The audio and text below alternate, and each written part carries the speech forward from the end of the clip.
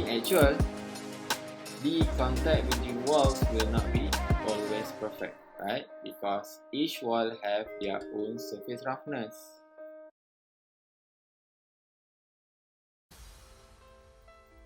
Okay, I explained to you about how basically we represent heat transfer problem, okay, using thermal resistance method, which is the basic of it come from electrical circuit. Okay, how you calculate current, voltage, and resistance in electrical circuits. So we're going to apply the concept using thermal resistance method. So we continue with combination of radiation and convection. Okay, I explained to you on last class that radiation, when you want to determine the resistance, is actually 1 over HA, right? So H is actually H radiation. So let's say if you have a wall,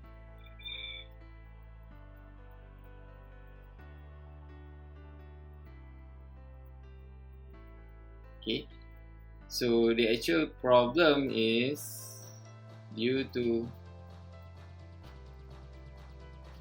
so you have air movement. Okay, so let's say this is surface temperature, and you have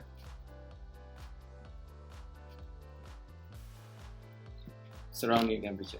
Okay, so two methods. Okay, one is convection.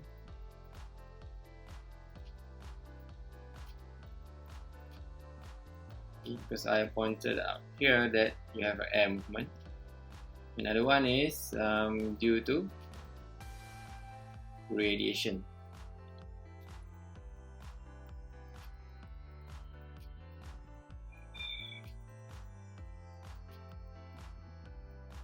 Okay, so you have both heat transfer modes in one problem. So how basically we represent this kind of problems in thermal resistance method? Okay, so I'm going to use the same figure.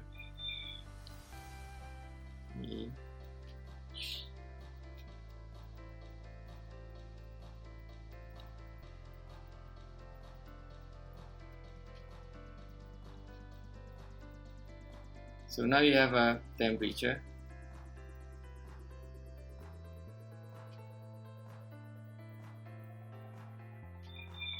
So you have T surface.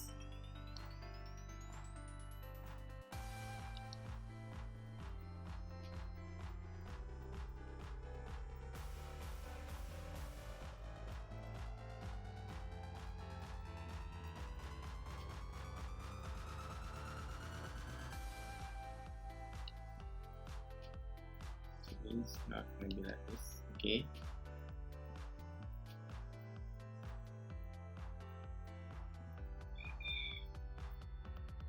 Right. So this one is you have R convection,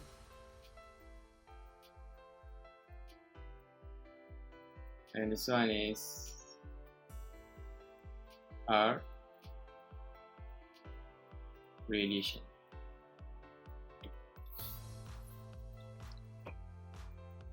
So this is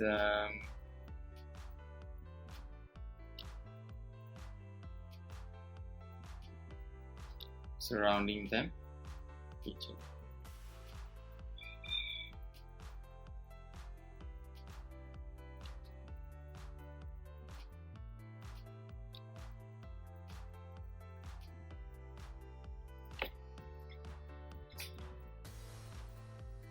Okay, so in order for you to calculate Q,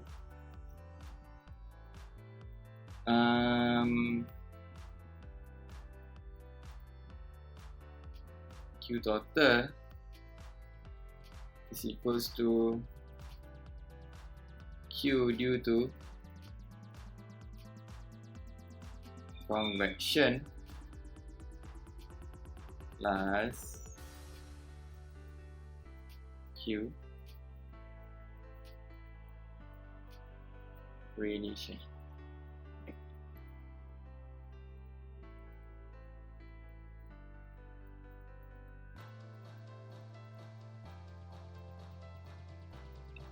Okay, so meaning you need to determine R convection and R radiation. Okay, so what they do normally is they will combine. Okay, so you're gonna have what? R combined.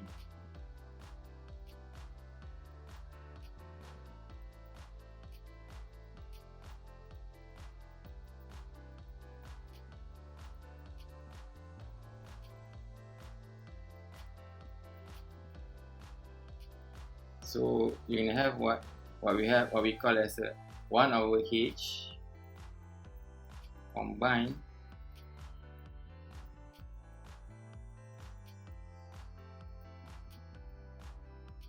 and then multiply with area.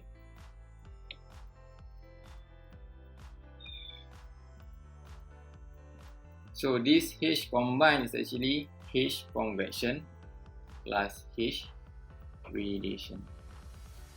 Okay, so it will give you the value of H combined.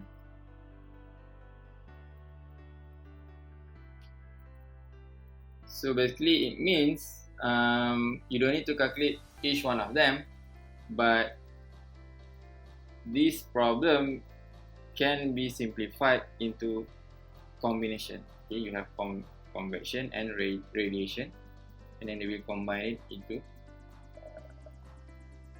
in order for us to calculate. So this Q instead of this, right, to calculate one by one, you can calculate this one by Q equals to, let's assume surface temperature is larger than the ambient temperature, okay, surrounding temperature. So Ts minus T infinity divided by R combined.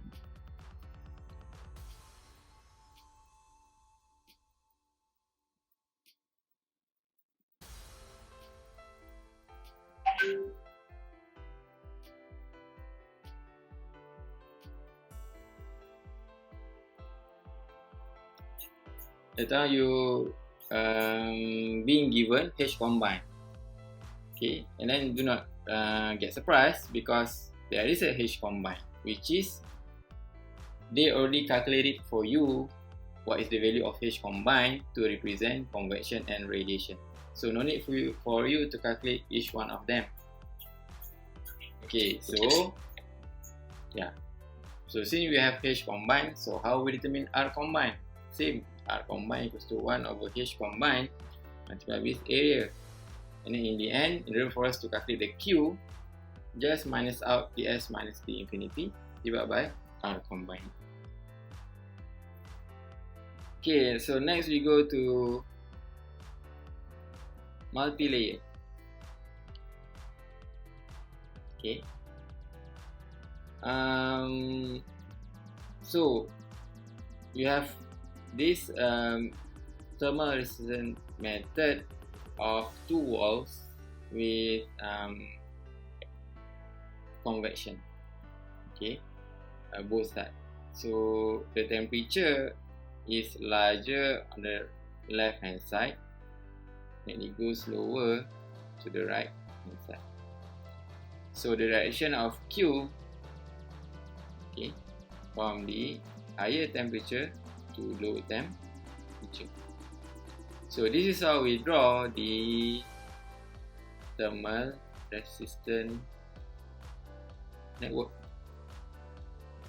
Okay, we start with T infinity 1 to T infinity number 2. Okay, this is the last one.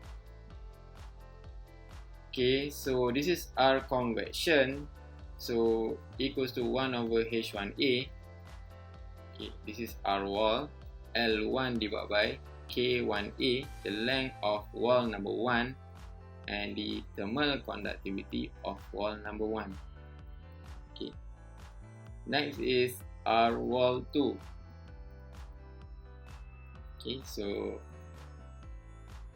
how you're gonna calculate this one is L2 divided by K2 divided with area. Okay, indeed. And then next is R convection 2, 1 over H2 area. So in order for you to determine R total, you need to add up all resistance. Okay, R convection 1, R wall 1, R wall 2, R convection 2. Okay, so in the end, in order for you to determine the Q,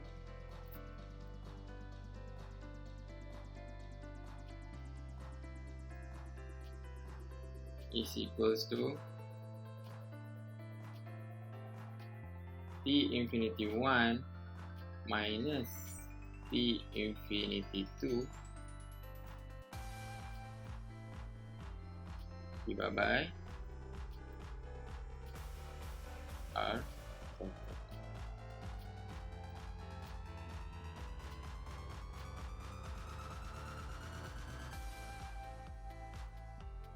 Okay, so again I would like to remind to you about Q.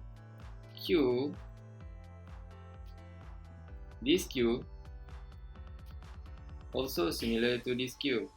Okay, for example, let's say if you want to determine the surface temperature 3. Okay, so how you want to determine this one is T1 minus T3 divided by R wall 1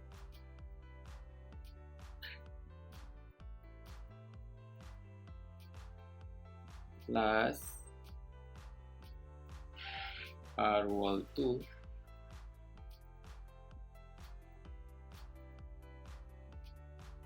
and then plus that's it. Okay, from T1 to T3, R wall 1 plus R wall number 2. Okay, so let's say if you calculate, you already found out the value of this Q, and T3 is not given. Okay, maybe T1 is given. Okay, so in order for you to determine T3, you're going to use the same Q, and in the end you're going to get your T3. So this is also valid for other cases as well. Okay, for example, let's say if you want to determine only T2, the temperature given is only from T infinity 1 to T infinity 2. Okay, like this one. So meaning if you want to determine T2, T infinity 1 is already available, right? So again, same concept, T infinity 1 to T infinity 2 divided by R convection 1 and R wall 1. Okay, next we go to this. Okay, just now your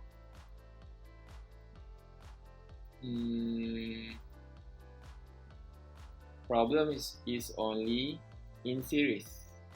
Okay, you have two walls matched up together in series. Now here is 3 walls. Okay, but wall number 1 and wall number 2 is in parallel. Okay, So in order for you to draw this problem is it's gonna look something like this. Okay, so this is your T1. Should be here, T1. So this figure is quite larger compared to this one.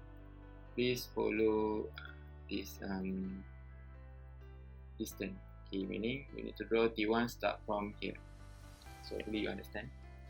So this is T1. Okay, and after that, since your wall is top and bottom, so the same concept is you're gonna have R1 and R2, which is in parallel. Okay, and then here you have in the end you have T infinity.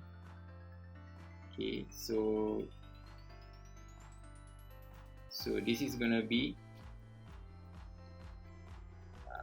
how I can put it.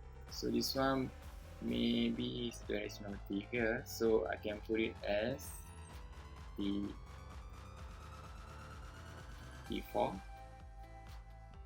Oh, sorry, 1, 2. I can put it as T3, and this is actually T2. So this is T2, okay, which is the surface in between these parallel walls and the wall number 3, and this one is T3. Okay. Okay, next is T1. Okay, T1, even though you have two walls, we always assume only one temperature. Okay, our analysis is in this direction. Okay, Q. You see the Q direction.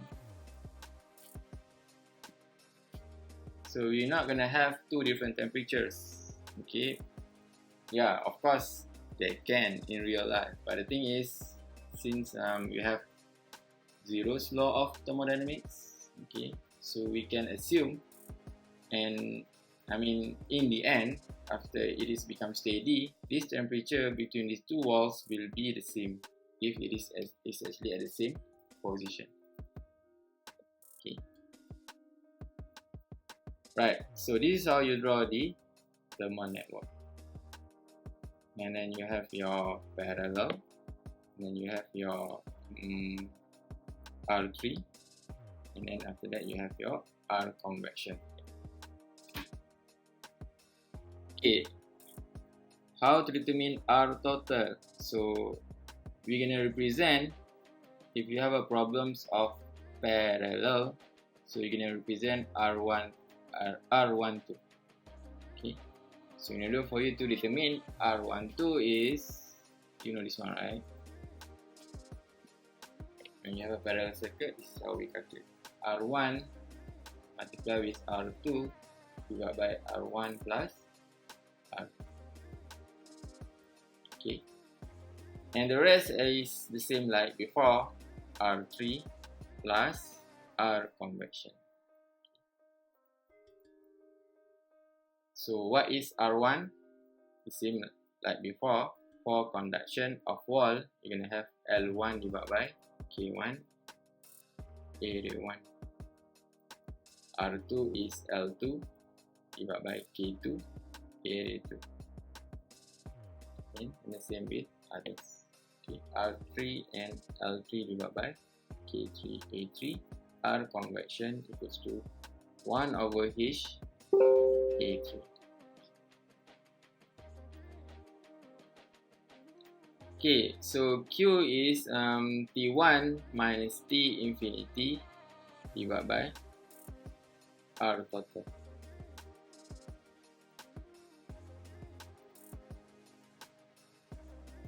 Okay, so let's get back to the combination. Okay, R combination. I mean, this problem is to represent convection. But let's say instead of this, they give you R combined. So what it means by R combined is actually combination of radiation and convection. So you don't need to calculate each one of them. Okay, they just directly give you combination of radiation and convection. So no different, it will be the same. But is it possible if they ask you to calculate both? Yes, still possible. Okay, so you need to calculate each one of them. Okay, what is R radiation, what is R convection, by determine through 1 over H radiation and 1 over H convection, both multiplied with area, right? So this is also valid for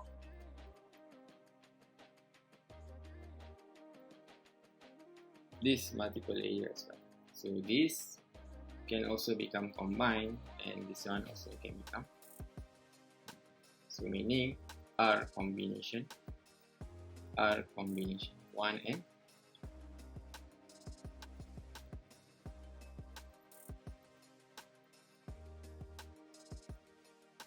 thermal contact resistance. So you have figure A and figure B. Okay, figure A is the one that we discussed previously. Okay, so you have two walls. Okay, and the contact between two walls, this is for conduction. The contact between two walls is really good. I mean, we assume there is no gap in between the contact of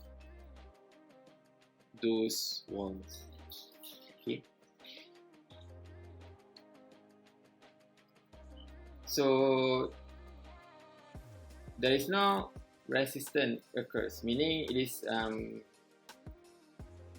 normal, like what we discussed before. Okay, but the thing is, for figure B, in actual, the contact between walls will not be always perfect, right? Because each wall have their own surface roughness. Imagine if the wall, one of them made of steel, and the wall is made of wood. Both have different surface roughness. So when it touch together in contact, there will be what we call as a gap. So this will be the gap.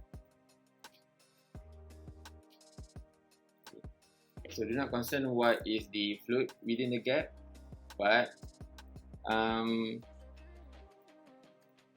they will give you the resistance of the gap. Okay, so meaning the temperature will drop further due to resistance. So this is what we call as a thermal contact resistance. Okay, RCR. So meaning you need to add up another resistance into your problem. Okay, so suppose you have R wall 1, R wall 2, but since your problem have thermal contact resistance, so you need to add up RCR into your problem. So meaning the total resistance will be R wall 1 plus RCR plus R wall 2. So the value is depends on the problems. Okay, if it is large, so meaning the temperature drop will be there will be a temperature drop. Okay, so doesn't matter, they will just give you the value and then you need to add up into your problems. So Q dot, so in order for you to determine is using Okay, they use RC. I always use RCR, contact resistance. So just follow along this one. So RCR equals to 1 over HCR. Okay. So this is the interface, meaning the gap between two walls. So in order for you to determine the Q, so the same like what we did before, Q dot equals to HC area delta T.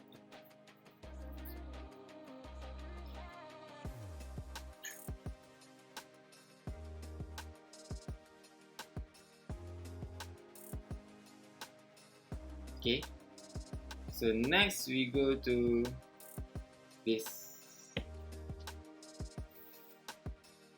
multi-layered cylinders and sphere. Okay. So you have your cylinder,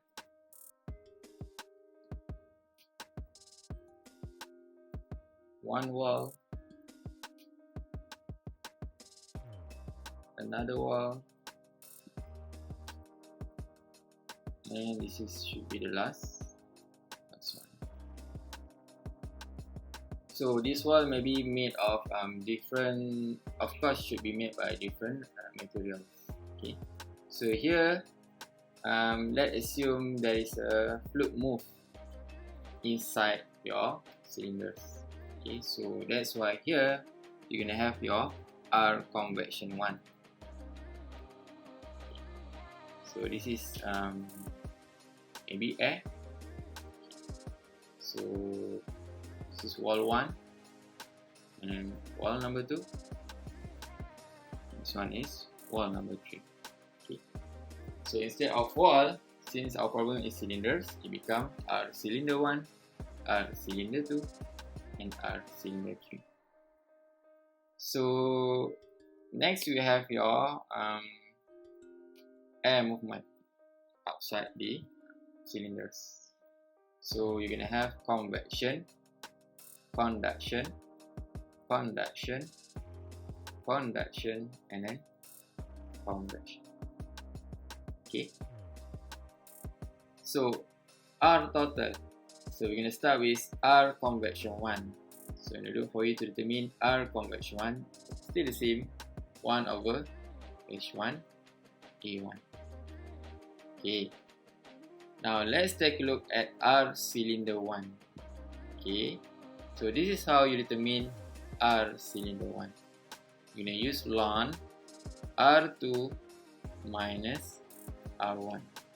So where is R2? R2 is the outer radius of the wall. I mean, start from the center line to the end of the cylinder. So it becomes R2. How about R1?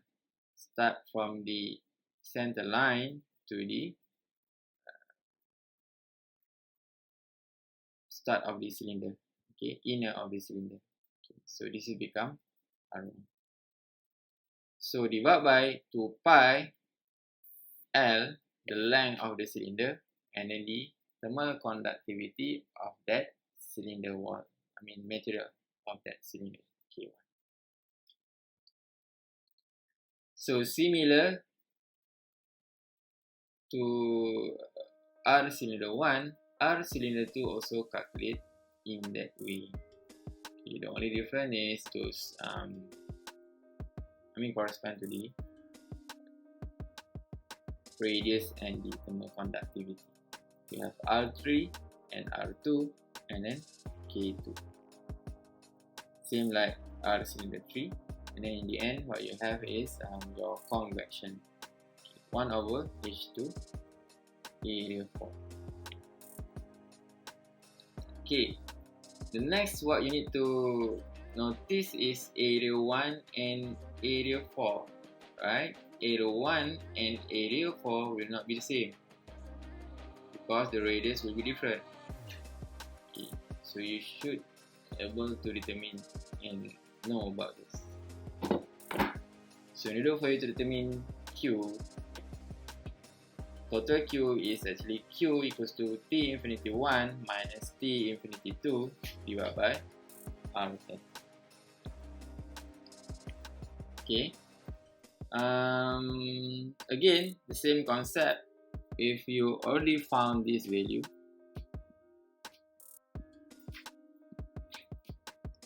okay, so meaning this Q also valid to the other position. So let's say if you want to determine this temperature number 2.